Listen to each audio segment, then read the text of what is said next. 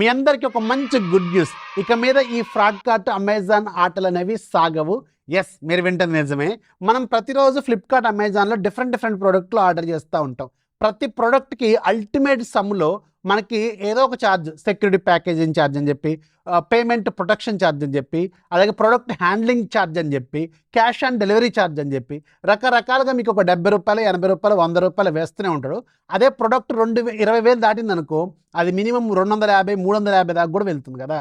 ఇలా మీరు ఒక మంత్లో ఎన్ని ఆర్డర్స్ చేస్తున్నారు, 1 ఇయర్లో ఎన్ని ఆర్డర్ చేస్తున్నారు, అండ్ ఇండియాలో మీరు ఒక్కళ్ళైనా ఆర్డర్ చేసేది ఎన్ని వేల మంది, ఎన్ని లక్షల మంది ఆర్డర్ చేస్తున్నారు. ఇన్ని లక్షల మంది ఇంటూ ఇన్ని వందలు వేసుకుంటే ఎన్ని కోట్లు.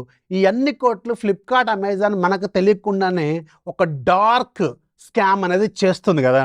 దీని మీదే ఫైనల్గా చాలామంది కంప్లైంట్స్ ఇవ్వగా ఇప్పుడు యూనియన్ మినిస్టరు ప్రహ్లాద్ జోషి ఉన్నారు కదా, ఈయన కన్జ్యూమర్ అఫైర్స్ చూసేయనమాట.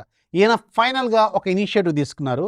ఎవరైతే ఈ అమెజాన్, ఫ్లిప్కార్ట్ లాంటి ఆన్లైన్ ప్లాట్ఫామ్స్లో ప్రొడక్ట్స్కి అడిషనల్ ఛార్జెస్ ఇలా డార్క్ సైడ్ స్కామ్స్ చేస్తున్నారో దీని మీద మేము ఒక ఫుల్ లెంత్ ఇన్వెస్టిగేషన్ అనేది స్టార్ట్ చేస్తున్నాం అని చెప్పి ఒక అఫీషియల్ స్టేట్మెంట్ ఇచ్చారు.